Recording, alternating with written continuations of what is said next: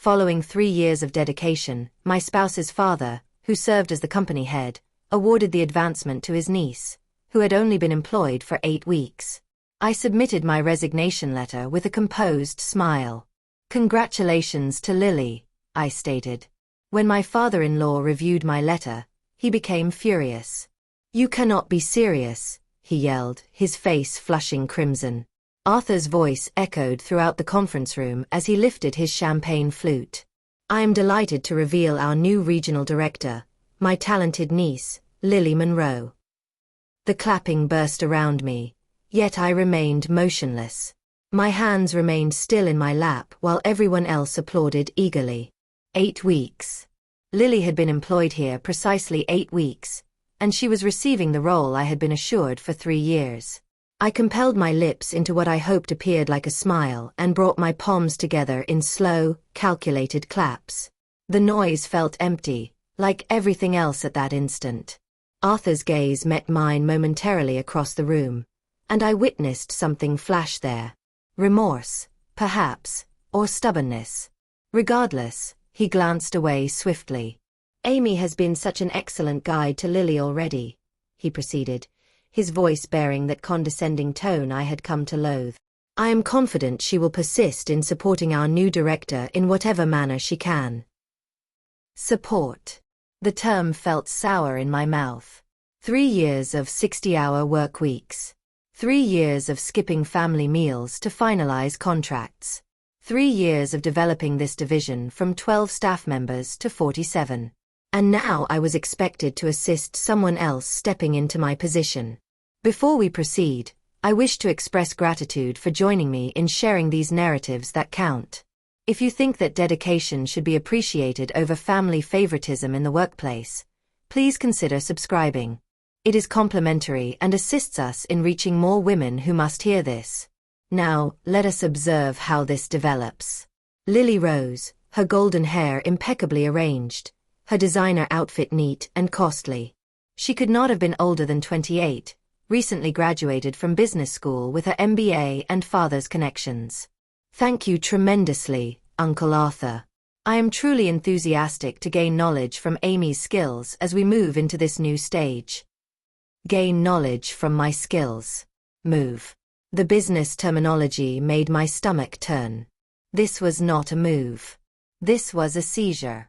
Following the meeting's conclusion, I returned to my office on shaky legs.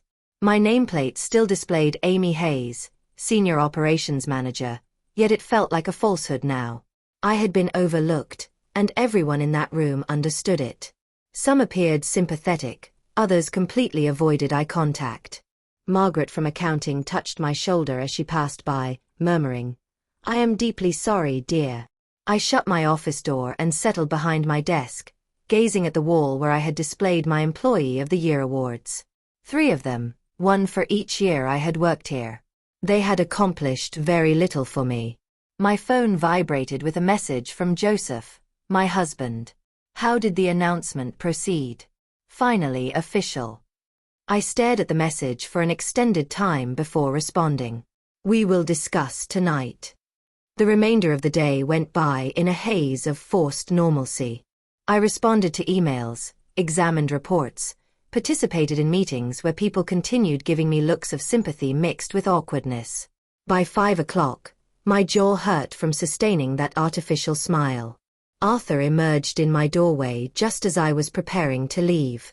"Amy, may I speak with you?" "Certainly." I motioned to the chair opposite my desk, the same chair where he had sat 3 months prior, assuring me this advancement was merely a procedure. He positioned his substantial frame into the seat, his silver hair reflecting the ceiling light. "I understand today was challenging for you." Was it? I maintained my voice steady and professional. "Listen, you are extremely valuable to this organization. Lily will require someone with your knowledge to assist her in getting oriented. I am hoping you will accept a senior consulting position, help her learn to perform my job." "Help her succeed in her new role," he corrected. Yet we both knew what he intended. I reclined in my chair, examining this man who had been my father-in-law for 8 years. I had always respected Arthur, admired his business expertise, valued how he had welcomed me into the family. Yet sitting there observing him attempt to transform this betrayal into some sort of opportunity, I felt something cold develop in my chest. "Arthur, may I inquire about something?" "Certainly. 3 months ago, you informed me this advancement was mine. You stated I had earned it, that nobody deserved it more. What shifted?" He moved uncomfortably, his hands playing with his wedding band. "Business requirements evolved. Lily contributes fresh outlook, new concepts." 8 weeks of fresh outlook versus 3 years of demonstrated achievements. "Amy, you are interpreting this too emotionally." "Too emotionally?" I nearly chuckled. "This is my profession. We are discussing my existence. How else should I interpret it?" "Your family," he said as if that clarified everything. "Family cares for each other. Lily required this chance and honestly, you are stable here. You do not require the advancement like she does." There was the actual truth. I was family, which meant I was anticipated to sacrifice for the benefit of everyone else. I was supposed to be thankful for the remnants, satisfied with being reliable Amy, who would always be there to resolve everyone else's problems. "I understand." I stood up, collecting my personal jacket. "Well, I should return home. Joseph is preparing dinner tonight." Arthur appeared relieved at the topic change. "Give my son my affection. I truly do value your comprehension about all this." I nodded and departed, my heels tapping against the marble floor of the entrance. Understanding? That is what he termed it when someone submitted and accepted being betrayed. The journey home felt infinite. Traffic moved slowly along the highway, providing me excessive time to contemplate. I continued replaying Arthur's statements, his casual dismissal of 3 years of my existence. Family cares for each other, except when it involved caring for me. Evidently. By the time I entered our driveway, the sun was descending. Joseph's vehicle was already present, and I could observe warm light radiating from our kitchen windows. Home had always been my refuge, the location where I could remove the corporate facade and simply be myself. Yet tonight, even that felt corrupted. How could I confront Joseph and inform him his father had just ruined my career with a smile and a champagne celebration? I remained in the car for another 5 minutes observing our neighbors walking their pets and watering their gardens. Regular people living regular lives, unaware that my world had just completely shifted off its foundation. Tomorrow, I would need to return to that office and pretend everything was acceptable. I would need to train my replacement with dignity and professionalism, all while my heart fractured a bit more each day. Yet tonight, I simply needed to sit in this car and experience the complete burden of what had occurred. Tomorrow, I would determine what followed next. Joseph had already prepared the table when I finally entered through the front door. The aroma of his renowned lasagna filled the kitchen, yet for the first time in years, I had no hunger. He glanced at my face and immediately pulled out a chair. "Sit down. Tell me everything." So, I did. I told him about the champagne celebration, about Arthur's casual dismissal of my 3 years, about being expected to train my own replacement. Joseph's jaw stiffened with each detail, his knuckles pale as he clutched his wine glass. "Dad actually stated you were stable here, so you did not need the advancement." His voice carried a dangerous tone I seldom heard. Word for word. Joseph pushed away from the table, running his hands through his dark hair. "I am calling him immediately." "No." I reached across and grasped his wrist. "This is not your battle, honey. It is mine." Yet the damage was complete. The conversation I feared having was finished. And now Joseph was enraged at his own father. Another victim of Arthur's decision. The following morning, I entered the office with a fake smile attached to my face, prepared to begin what Arthur termed my mentoring role. Lily bounced into my office at precisely 9 o'clock, equipped with a color-coded scheduler and an excitement that made my teeth hurt. "Amy, I am so excited to learn from you. Uncle Arthur states you understand this department better than anyone." I gestured to the chair across from my desk. Let us begin with the Morrison account. They are our largest client, and they have been with us since before you were born. For the following 2 hours, I guided Lily through our client management system, explaining the complex relationships I had constructed, the preferences of each contact, the careful balance required to maintain everyone satisfied. She wrote notes frantically, asking questions that revealed just how little she comprehended about the business. So, when Mr. Morrison calls, upset about delivery delays, what do? You do not promise anything you cannot deliver. You listen, acknowledge his concerns, and provide him a realistic timeline with a small buffer included. But what if he threatens to take his business elsewhere? I paused, studying her perfectly made-up face. She genuinely had no concept what she was managing. Lily, Morrison Industries represents 30% of our annual revenue.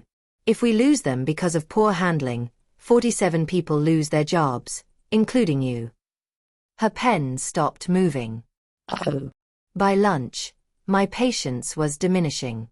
Everything I had spent years learning through trial and error, I was now expected to transfer into someone who had never even read a quarterly report. Yet the real breaking point came during what should have been my lunch break. I was warming up leftover soup in the break room when I heard familiar voices coming from Arthur's office next door. The walls in this old building were notoriously thin, and Arthur's booming voice carried easily through the shared wall. The transition is proceeding perfectly, he was saying. Lily is absorbing everything quickly. Are you certain Amy is okay with all this? That was Lily's voice, younger and uncertain. I moved closer to the wall, my soup forgotten on the counter. Amy has been dependable, but we require someone with fresh ideas. Lily is our future. Arthur's words struck me like ice water. She is good at following instructions, maintaining the status quo, but that is not what we require anymore. The company needs innovation, energy. You bring that. But she seems so knowledgeable about everything. Several of the clients explicitly requested her. Arthur laughed and the noise made my stomach churn. That's precisely the issue. Amy has become a dependency for our clients. They are overly comfortable with her. We need to disrupt things. Get them accustomed to working with someone who will question their reasoning instead of simply agreeing with everything they express. Question their reasoning. I had spent 3 years developing relationships based on trust and dependability, and Arthur viewed that as a flaw. My meticulously built client relationships were not resources. They were barriers to his vision of the future. What about her emotions? Lily insisted. She worked extremely hard for this promotion. Amy is family. She will comprehend that sometimes we must make decisions that serve the broader benefit. Besides, she is not departing. Where else would she go at her age? She is 42, Lily. Companies desire young talent, fresh perspectives. We are doing her a service by retaining her on. At my age, 42 and apparently past my prime, I clutched the edge of the counter, my knuckles pale, resisting the impulse to storm into that office and tell Arthur precisely what I thought of his broader benefit. I just feel terrible, Lily continued. She has been so pleasant about training me, and I can tell she is wounded. That is because you have a kind heart. But business is not about emotions. Amy will adjust. She always does. That is what makes her valuable. She is predictable, dependable. She will do whatever we request because she does not have any other option. Predictable, dependable, no other option. I seized my soup and returned to my office, my hands trembling with fury. Not the heated, explosive type of anger, but the cold, calculating rage that settles in your bones and transforms everything. For 3 years, I had believed I was constructing something significant. I had thought my loyalty and commitment mattered, but I was just the employed assistants, keeping things operating smoothly until the genuine leadership could assume control. Arthur saw me as a substitute, a caretaker for his clients until his precious niece was prepared to take the reins. And the worst aspect. He was correct about one thing. I had been predictable. I had absorbed every insult, swallowed every disappointment, smiled through every humiliation because I believed it would eventually reward me. But sitting in my office, staring at my Employee of the Year awards while Arthur's words resonated in my head, I realized something had fundamentally changed. I was not the same person who had entered this building that morning. The woman who had spent 3 years proving her worth to people who would never recognize it was gone. That afternoon, I continued training Lily with the same professional manner. But inside, something new was forming. Every question she asked, every gap in her knowledge that I filled, every client relationship I explained in detail, I was recording my own value. Not for Arthur's benefit, but for my own understanding. When 5 o'clock arrived, I packed up my belongings with deliberate composure. Tomorrow would bring new discoveries, I was certain. But tonight, I had some serious contemplating to do about what followed next. That evening, I sat at my kitchen table with my laptop open and a cup of tea growing cold beside me. Joseph was working late, which provided me the silence I needed to do what I had been considering for 2 weeks. My fingers hesitated over the keyboard for a long moment before I began typing.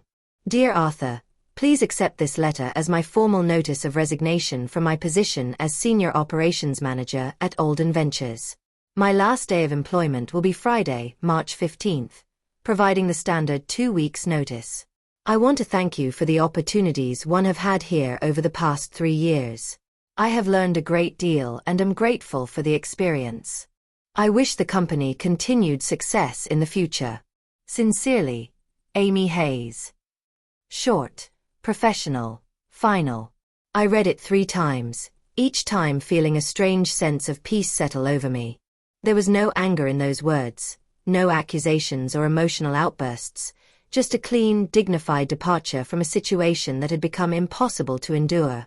I printed the letter on our home printer, signed it with my favorite pen, and slipped it into a crisp white envelope. Then I closed the laptop and went to bed, sleeping better than I had in weeks. The next morning, I dressed with extra attention.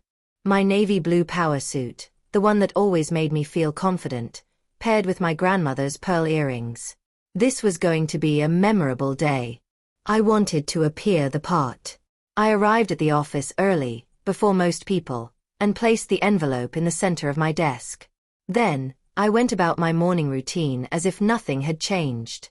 I answered emails, reviewed reports, and even helped Tom from accounting fix a spreadsheet formula. At exactly 10 o'clock, I picked up the envelope and walked to Arthur's office. His secretary, Marie, looked up with her usual warm smile. Good morning, Amy. He is just finishing up a call. No rush. I will wait. Marie had been Arthur's secretary for 15 years, and she had always been kind to me. I wondered if she would miss our brief morning conversations about her grandchildren and my weekend plans. Probably not. Secretaries saw people come and go all the time. Arthur's door opened and he emerged looking frazzled, his phone still pressed to his ear. He waved me in while continuing his conversation about quarterly projections. I sat in the familiar chair across from his desk and waited. When he finally hung up, he looked at me with barely concealed impatience. What can I do for you, Amy? I have back-to-back meetings until 3. I placed the envelope on his desk without a word. He stared at it for a moment, then looked at me with confusion. What is this? Open it. Arthur tore open the envelope with his letter opener, unfolded the paper, and read. I watched his expression shift from mild curiosity to shock to something approaching panic. His face went through several color changes. Pale, then flushed, then red. You cannot be serious. The words exploded out of him as he shot to his feet, the chair rolling backward. This is a joke, right? Some kind of negotiating tactic. I remained seated, my hands folded calmly in my lap. I am completely serious. Amy, we just promoted Lily 2 weeks ago. You cannot abandon ship now. She needs your guidance, your expertise. The Morrison account alone. We will be fine. Lily is very enthusiastic. I am sure she will figure it out. Arthur began pacing behind his desk, running his hands through his silver hair. This is about the promotion, is not it? Look, I know you are disappointed, but we can discuss other opportunities. Maybe a different title, additional responsibilities. Arthur, stop. He froze mid-pace. I had never used that tone with him before. Calm but absolute. This is not about the promotion anymore. This is about respect and the fact that I have realized I do not have any here. That is not true. You are valued, Amy. You are family. I stood up slowly, smoothing down my skirt. No, I am not. Family would have been honest with me about their plans. Family would not have let me train my replacement without telling me that is what I was doing. Family would not have described me as predictable and reliable behind my back while talking about how I have no other options. Arthur's face went white. You heard that conversation. Every word. The silence stretched between us, heavy with 3 years of unspoken truths. Arthur sank back into his chair, suddenly looking every one of his 63 years. Amy, please. Let us talk about this rationally. Whatever you heard, you might have misunderstood. I understood perfectly. I moved toward the door, then paused with my hand on the handle. You were right about one thing though. I have been predictable. I have spent 3 years making excuses for being overlooked, convinced myself that my loyalty would eventually pay off. But I am done being predictable. What do you want? More money? A corner office? Name it. I turned back to look at him one last time. I want to work somewhere that values what I bring to the table. Somewhere that sees potential instead of limitations. Somewhere that does not think 42 is too old to have fresh ideas. Arthur opened his mouth to respond, but I was already walking out the door. Marie looked up as I passed her desk, concern written across her face. She had obviously heard Arthur's raised voice. Everything okay, honey? I paused and smiled at her, a real smile this time. Everything is going to be just fine, Marie. Take care of yourself. Walking back to my office, I felt lighter than I had in months. The decision was made, the words were spoken, and there was no going back. I had 2 weeks to wrap up my projects, document my processes, and transition my responsibilities. 2 weeks to say goodbye to a chapter of my life that had taught me more about myself than I had ever expected to learn. The phone on my desk was already ringing when I sat down. Word traveled fast in a small office, and I suspected the next 2 weeks were going to be very interesting indeed. But for the first time since that awful day in the conference room, I was looking forward to what came next. The call came on a Tuesday morning while I was reorganizing my home office. I had been unemployed for exactly 2 weeks, spending my days updating my resume, networking on LinkedIn, and trying to figure out what came next. The phone number was not familiar, but something made me answer instead of letting it go to voicemail. Amy Hayes. This is Rebecca Chin from Horizon Tech. I hope I am not catching you at a bad time. I nearly dropped my coffee mug. Horizon Tech was one of the fastest growing companies in the region, known for their innovative approach to logistics and their reputation for promoting from within based on merit alone. Not at all. How can I help you? I will cut straight to the chase. Your name came up in a conversation with Daniel Morrison yesterday. He spoke very highly of your work at Olden Ventures and suggested we reach out. Daniel Morrison. Of course. The client I had nurtured for 3 years, whose trust one had earned through countless late nights and weekend calls. I had wondered if he would even notice I was gone. That is very kind of him, I managed. We have an opening for a regional operations director, essentially supervising 3 departments and overseeing our largest client accounts. Daniel seems to believe you would be perfect for it. Would you be interested in learning more? My heart began pounding. This was not just any position. It was precisely what I should have received at Olden Ventures, but larger, superior. I would be very interested. Within an hour, I had an email with preliminary details that made my eyes widen. The salary was 30% higher than what I had been earning. The benefits package included stock options, and the title, Regional Operations Director, was what I had been promised but never received. The interview process moved swiftly. Rebecca introduced me to the team leaders I would potentially manage, all of whom seemed genuinely enthusiastic about working together. The company culture was refreshingly straightforward.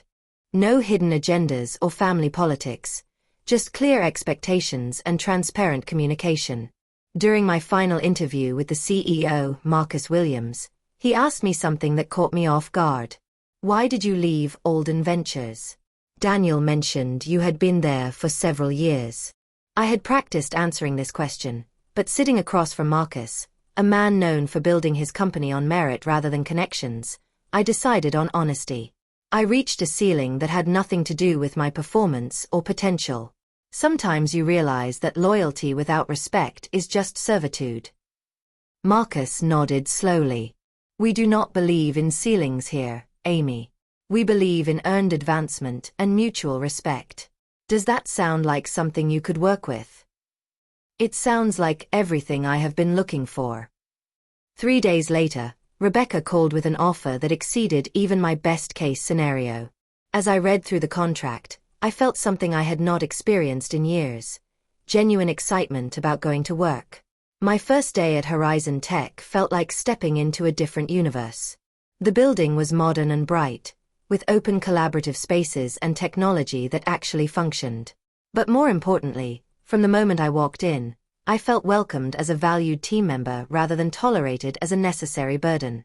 My direct report, Sarah Martinez, had been running operations temporarily and could have resented my arrival. Instead, she greeted me with a comprehensive briefing on current projects and a genuine enthusiasm for collaboration. I have been looking forward to this, she said as we reviewed the quarterly projections. Rebecca told me about your experience with large-scale client management. We have been struggling with the Anderson Group account, and frankly, we could use your expertise. Expertise. Not dependability or reliability. Expertise. The difference was profound. Within my first week, I was leading strategy meetings and making decisions that had immediate impact. When I suggested restructuring our client communication protocols based on lessons learned at Alden Ventures, Marcus not only listened, but asked me to present the proposal to the board. You have been doing this for 3 years, he asked after my presentation. And your previous employer never promoted you to director level? Apparently, I was too predictable for leadership. Marcus laughed. Not at me, but at the absurdity of it. Their loss is our gain.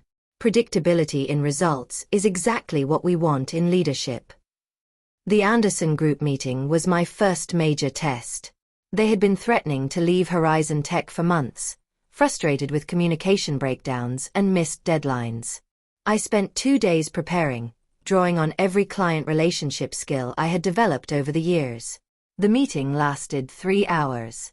By the end, not only had we retained their business, but they had agreed to expand their contract by 40%. How did you do that? Sarah asked as we walked back to the office. I listened to what they actually needed instead of what I thought they should want. Then I showed them exactly how we could deliver it. Word of the Anderson success spread quickly through the company. Suddenly, other department heads were asking for my input on their client relationships. Marcus started including me in executive strategy sessions. You know, he said after one particularly productive meeting, I am starting to think we undervalued this position when we created it. Would you be interested in discussing expanded responsibilities? Expanded responsibilities. At Alden Ventures, that phrase had always meant more work for the same recognition. Here, it felt like genuine opportunity. By the end of my first month, I was managing not just operations, but also heading up a new client retention initiative. My team had grown from 12 people to 18, and our department's performance metrics were the highest they had been in 2 years. Every morning when I walked into Horizon Tech, I was reminded of what it felt like to work somewhere that valued contribution over connections.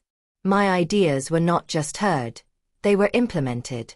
My experience was not just acknowledged, it was leveraged for company growth.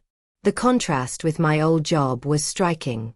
At Alden Ventures, I had spent 3 years trying to prove my worth to people who had already decided I was dispensable. At Horizon Tech, my worth was assumed, and the focus was on how to maximize my contribution to our collective success. For the first time in my professional life, I understood what it meant to work at a company that truly valued merit over politics. 3 months into my new position at Horizon Tech, the industry gossip started reaching me through unexpected channels. At a quarterly networking event, I bumped into Janet Mills from Pacific Financial, one of Alden Ventures' smaller clients. "Amy, I heard you moved to Horizon Tech. Good for you." Her tone carried something more than casual congratulations. "Things have been interesting since you left." I kept my expression neutral. "Oh. Well, let us just say our new contact at Alden Ventures is not quite as responsive as you were. 3 weeks to return a call. That never happened when you were handling our account." Before I could respond, she was pulled away by another colleague, but her words stuck with me. 3 weeks to return a call. I had always prided myself on same-day responses. The next piece of information came from an even more unexpected source. Daniel Morrison called me directly at Horizon Tech 2 weeks later. "Amy, I hope you do not mind me reaching out.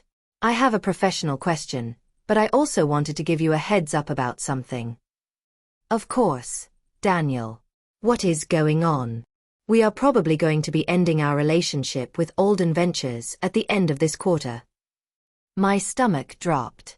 Morrison Industries was Alden Ventures' largest client. Losing them would be devastating. "I am sorry to hear that. May I ask what happened?" Daniel sighed heavily.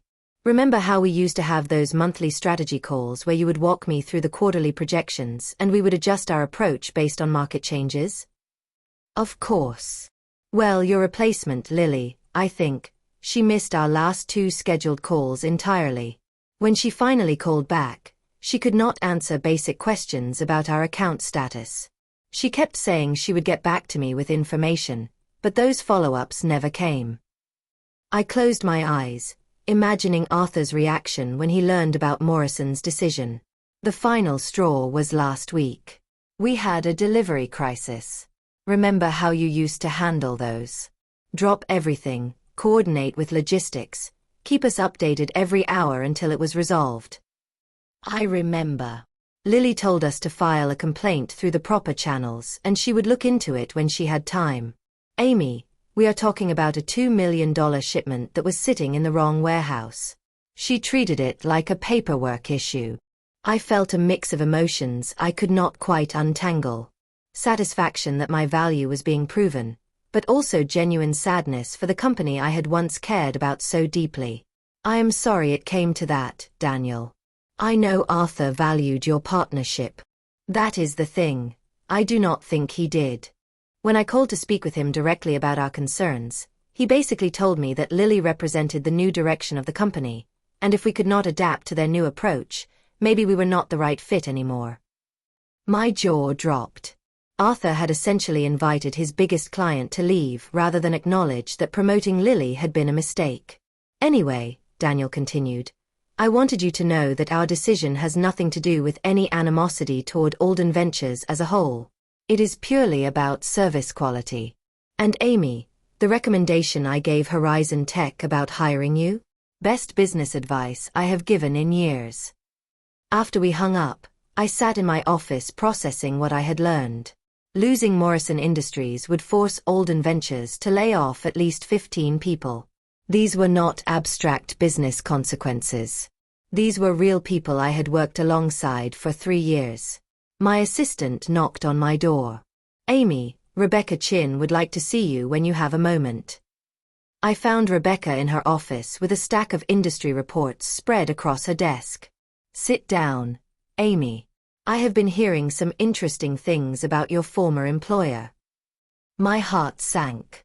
Had word gotten back to Horizon Tech about Alden Ventures' problems? Was this somehow going to reflect poorly on me? "The Morrison account was a nice win for us," she continued. "But apparently they are not the only Alden Ventures client looking for alternatives. We have had 3 companies reach out this week asking about our services. All of them specifically mentioned your name.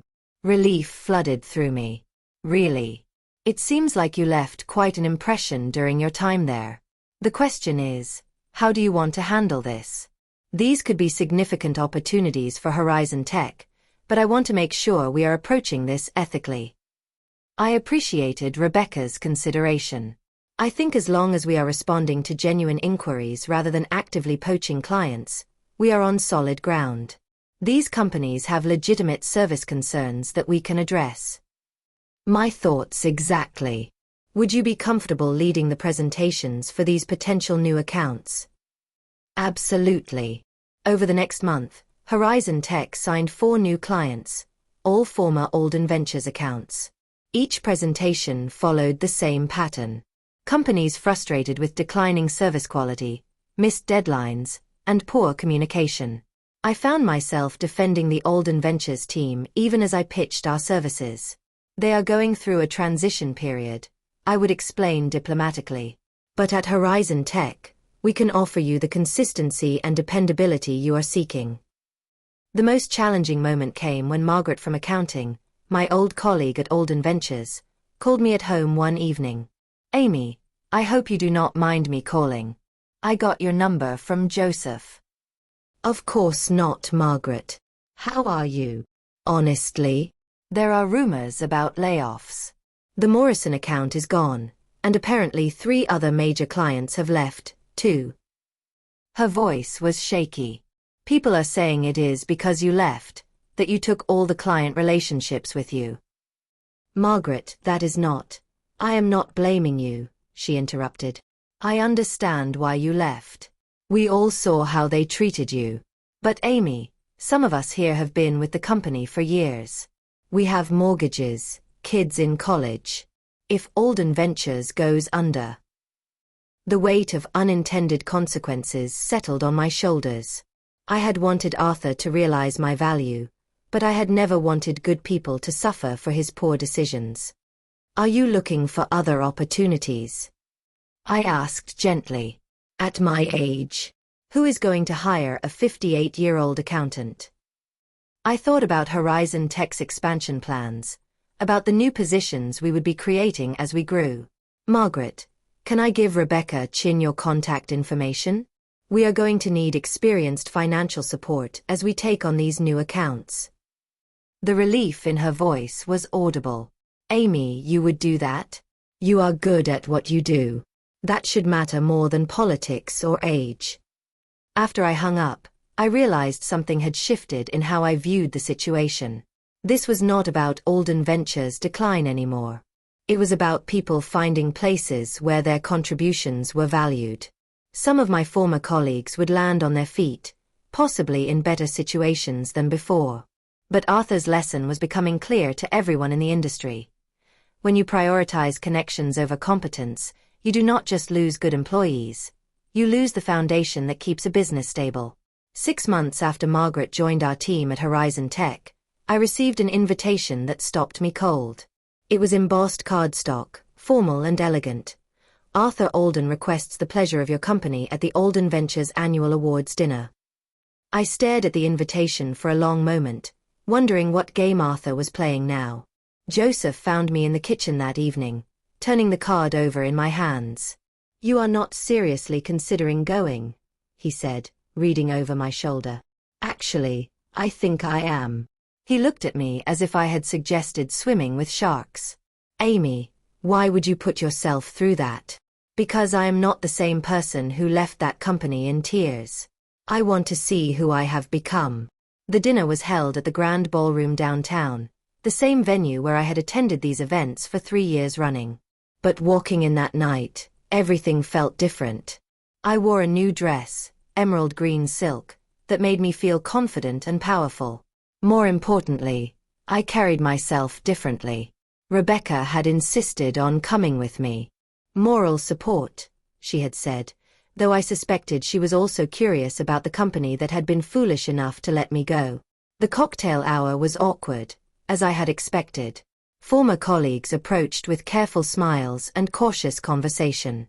Some seemed genuinely happy to see me thriving, while others appeared uncomfortable, as if my success somehow reflected poorly on their decision to stay.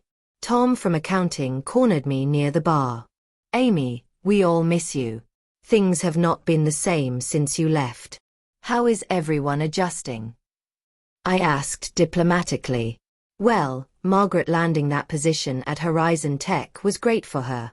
And honestly, it has inspired some of us to start looking around, too. Sometimes you do not realize you are settling until you see someone else who refused to. Before I could respond, the lights dimmed and Arthur took the stage.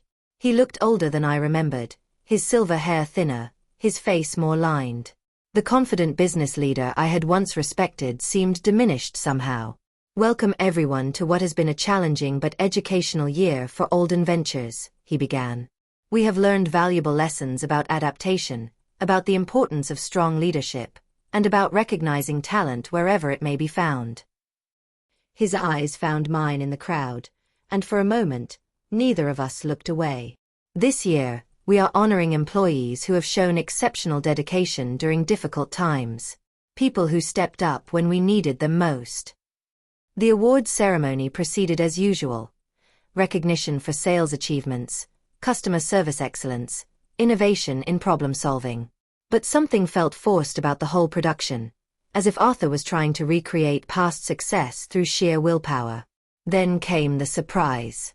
"Our final award tonight is new," Arthur announced.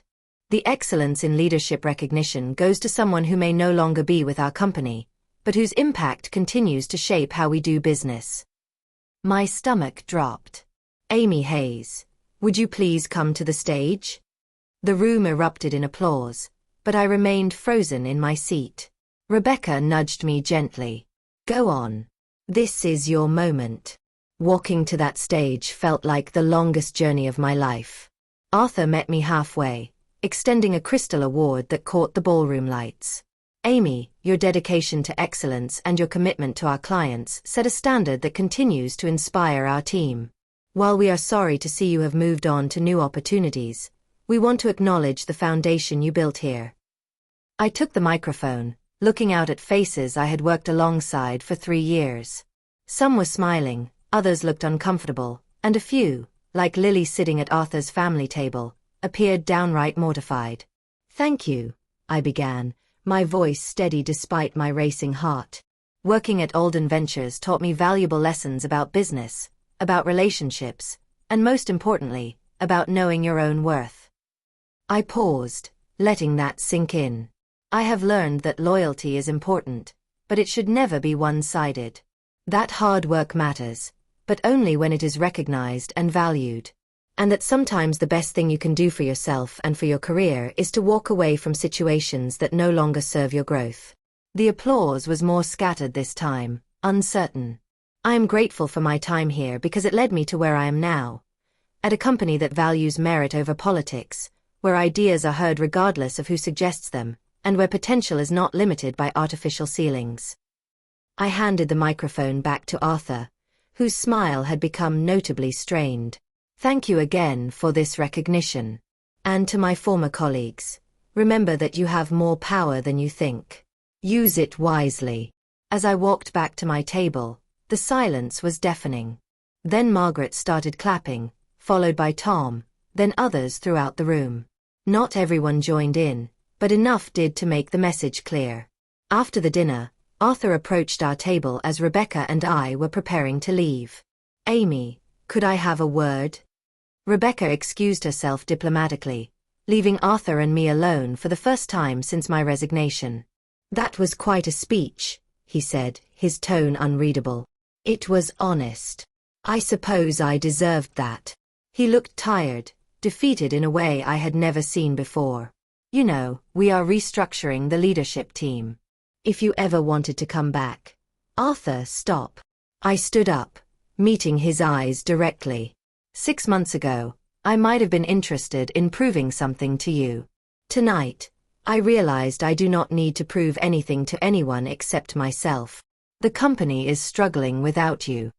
The company is struggling because you made decisions based on family loyalty instead of business sense. That is not my problem to solve anymore. I picked up my purse and the Crystal Award, which felt surprisingly heavy in my hands. I hope things work out for Alden Ventures. I really do. But my chapter there is closed. Walking out of that ballroom, I felt a sense of completion I had not expected. The scared, overlooked woman who had once desperately wanted Arthur's approval was gone. In her place stood someone who knew her value and was not afraid to demand it be recognized. Rebecca linked her arm through mine as we reached the parking garage. So, how does it feel to have the last word? I smiled, genuinely happy for the first time all evening. Like freedom. The drive home was quiet, both of us processing the evening's events. When I finally walked through my front door, Joseph was waiting with a cup of tea and a questioning look. How was it? Perfect, I said, and meant it. It was absolutely perfect. That night, I placed the Crystal Award on my bookshelf next to a photo from my first day at Horizon Tech. Two symbols of the same journey, one representing where I had been, the other showing where I was going. The woman in that photo was confident, valued, and unafraid to take up space in the world. She was everything I had always had the potential to be, just waiting for the right moment to emerge. Sometimes the best revenge is not revenge at all. It is simply becoming the person you were always meant to be. If this story of workplace triumph had you on the edge of your seat, hit that like button right now. My favorite part was when Amy gave that powerful speech at the awards dinner, showing Arthur exactly what he lost. What was your favorite moment? Drop it in the comments below. Do not miss more empowering stories like this. Subscribe and hit that notification bell so you never miss an upload.